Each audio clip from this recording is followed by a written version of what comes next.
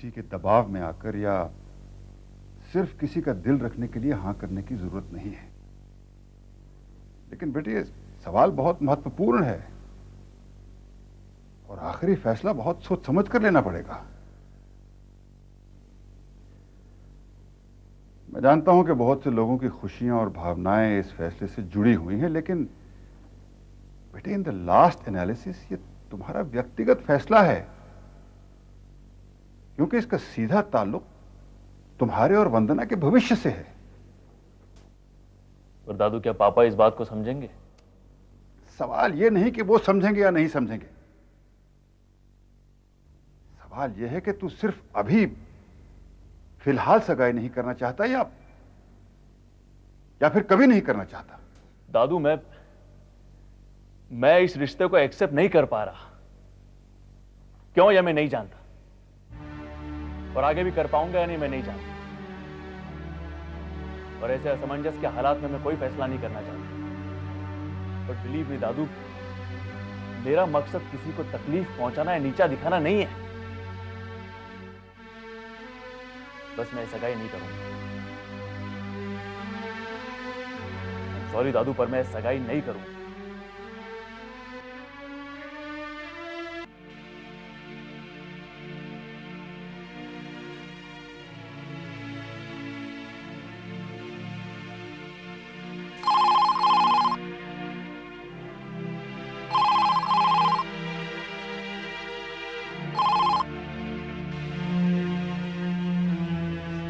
Hello, कमाल है यार, तेरे भैया को फोन से परहेज है क्या?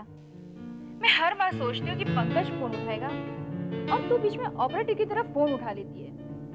कैसी है तू? अब तुझे कैसे बताऊं कि मैं कैसी हूँ? सगाई के कुछ दिन पहले लड़की कैसी होती है,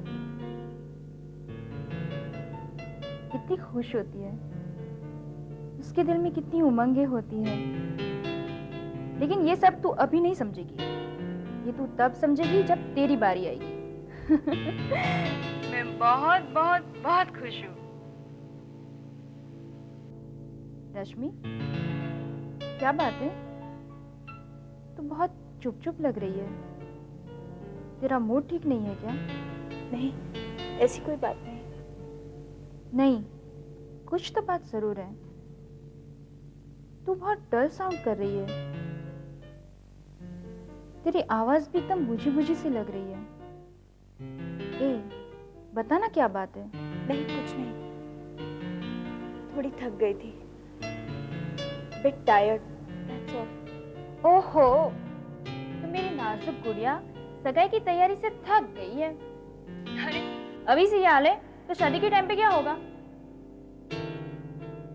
वैसे आपके भाई साहब कहाँ हैं? पुणे से लौट आए ना? हाँ, तो बात करवा देना। देखना, एक मैं ही बेशर्म की तरह बार बार फोन करती रहती हूँ। पंकज को पुणे से लौट कर मुझे फोन नहीं करना चाहिए था।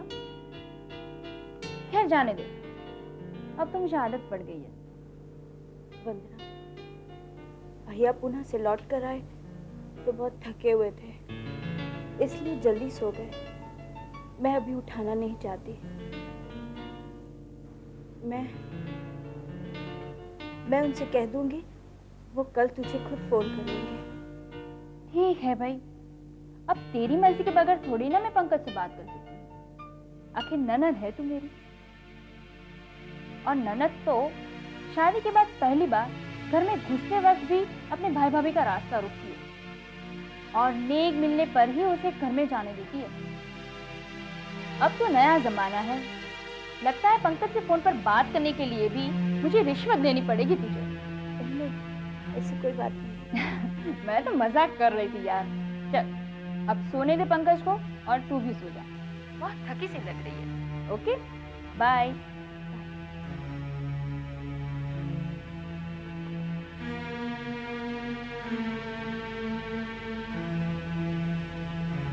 भैया तुझे घर में लाने को राजी हो जाए तो मैं नेक और शगुन के लिए भी रास्ता ना रोकूं। हाँ हाँ, अरे हाँ हाँ, मेरी माँ। अरे कैसे भूल सकता हूँ भाई। अच्छा एक बात बताओ, कुत्ता भी कभी दुम हिलाना भूल सकता है क्या? नहीं नहीं नहीं नहीं नहीं, मेरे कहने का मतलब ये नहीं था कि तुम मुझे टॉमी या ब्रूनो समझो। अरे भाई मैंने तो एक कहावत कही, कहावत। हाँ हाँ हाँ, ओके ओके, ठीक है। हाँ हाँ भाई, अरे हाँ कहा ना मैंने, ठीक है। हाँ हाँ हाँ हाँ ले आऊंगा।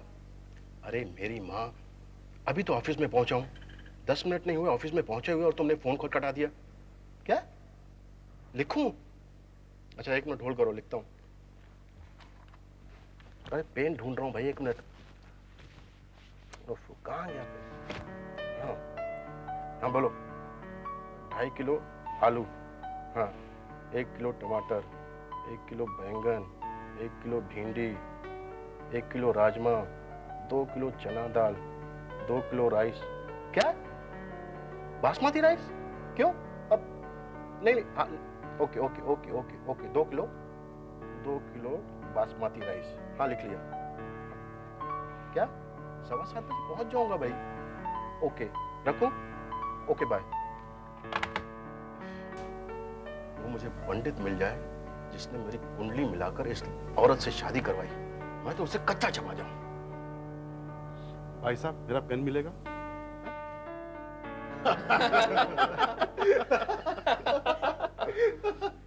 तुम लोग हंस क्यों रहे हो भाई? है? देखो किसी की गृहस्थी की बातें सुनना अच्छी बात नहीं है ये। अरे हम तुम्हारी बातें छुप छुप कर इसलिए सुनते हैं ताकि खुद को एक सबक दे सके कि लाइफ में बंधु कुछ भी करना पर शादी नहीं करना। देखो तुमसे तो कोई शादी भी नहीं करेगा, तुम्हारे सर पर तो बाल भी नहीं है।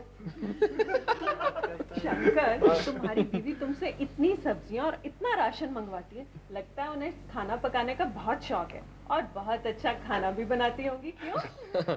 हाँ शंकर, यार हम सबको घर पर तो बुलाओ, भाभी के हाथ का खाना तो खिलवाओ यार। यार ये बात तो सच है, मेरी बीवी खाना बहुत अच्छा बनाती है यार। और उससे अच्छी बात ये भी है कि 3/4 तो खाना वही खा जाती है। महीनों से सोच रहा हूँ कि तुम लोगों को घर पे खाना खिलाने के लिए बुलाऊं, पर क्या करूं, हफ्ते के 4 दिन तो मेरी बीवी के मैके वाले घर पर रहते हैं, कैसे बुलाऊं यार? वाह क्या बहाना ढूंढा यार। हम सब तुम्हारे घर पे आए खाना खाने के लिए और तुम्हारे ससुराल वाले रहे तो क्या हम उन्हें खा जाएंगे या वो हमें खा जाएंगे? लो बात है। ये बात नहीं है दोस्त। 1 रूम किचन का मेरा घर है, मेरे बच्चों को मिलाकर 10 प्राणी घर पर रहते हैं। सोच रहा हूँ अगले साल कुछ लोन लेकर 1 बेडरूम हॉल का एक फ्लैट ले लूँ तो तुम लोगों को जरूर बुलाऊंगा। यार शंकर, डोंट वरी यार, वक्त आने पर सब ठीक हो जाएगा यार। Good morning everybody. Good morning. Hi Kaveri, welcome back. Kaveri तुम पूना से कब लौटी? कल। और तुम्हारा ट्रिप कैसा रहा Kaveri? It was very nice. यहाँ पर सब कैसा है? Great as usual. और शंकर, तुम कैसे हो? अच्छा। अभी अभी फोन पर खूब डांट खाई अपनी बीवी से, तभी तो देखो ना चेहरा कैसा उतरा हुआ है।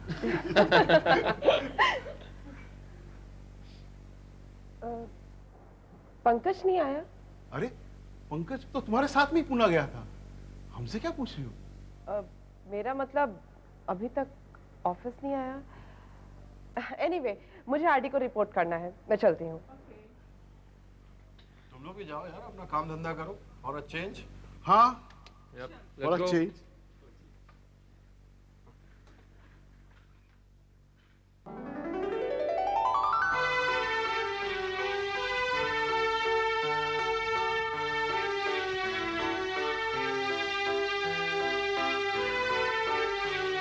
मम्मी ये सब क्या लेके जा रहे हैं आप लोग पंकज के यहाँ? बेटे ये हमारे यहाँ का रिवाज है।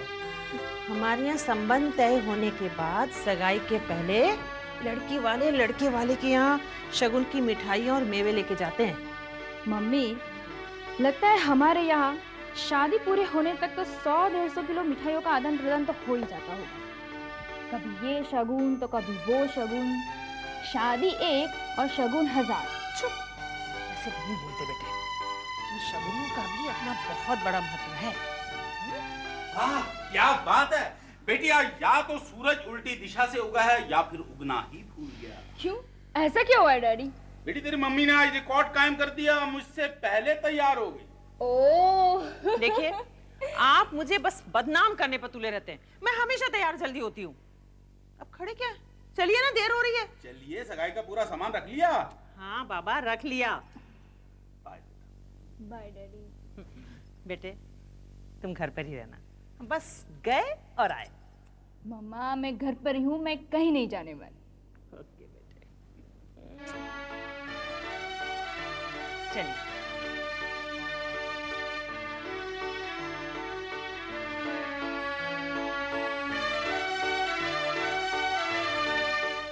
मॉर्निंग। Good morning. क्या बात है पंकज, आज तुम लेट हो गए? हाँ, आई एम सॉरी। तुम्हारे पैर का दर्द कैसा है? अब ठीक है। दोबारा से तो दर्द नहीं हुआ ना? जी नहीं। क्या बात है, तुम कुछ परेशान लग रहे हो? नहीं तो। श्योर? या कोई ना कोई बात तो जरूर है पंकज, तुम डिस्टर्ब हो। नहीं, ऐसी कोई बात नहीं।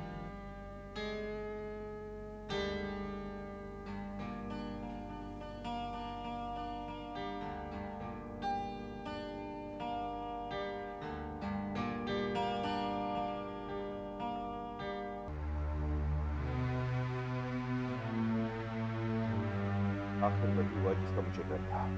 आपको भी गलत साबित कर दिया उसने बाबूजी। मुझे तो लगता है किसी ने दिमाग खराब कर दिया है उसका, टोना टोटका कर दिया है उसके ऊपर।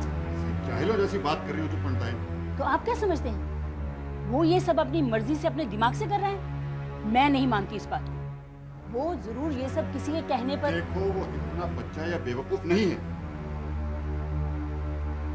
हाँ बाबूजी, पंकज अब बच्चा नहीं रहा, जवान हो गया है। इस उम्र में किसी के भी बहकावे में आ जाने की संभावना ज्यादा होती है।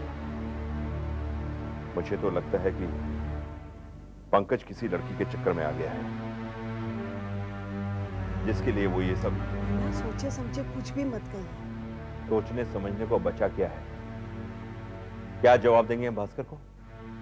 क्या मुंह लेकर जाएंगे उसके सामने?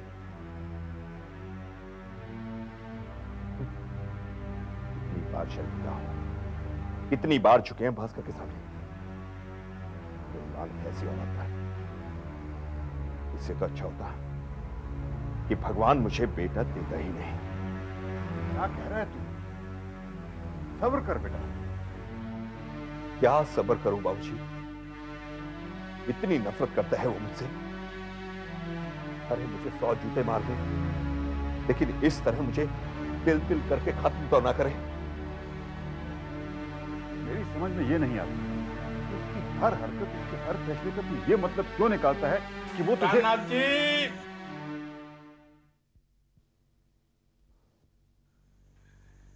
नमस्ते बाबूजी। नमस्ते माँ जी। क्या बात, आज आप थोड़ी परेशान लग रही हैं। ठीक तो है ना? आज आप अचानक? अचानक? नहीं तो हमें तो आज ही शगुन लेकर आना था। शगुन? ओ, ताना सब ठीक तो है ना? अरे भाभी को शगुन तो दो। हाँ, लीजिए उन्हें। जी लीजिए ना।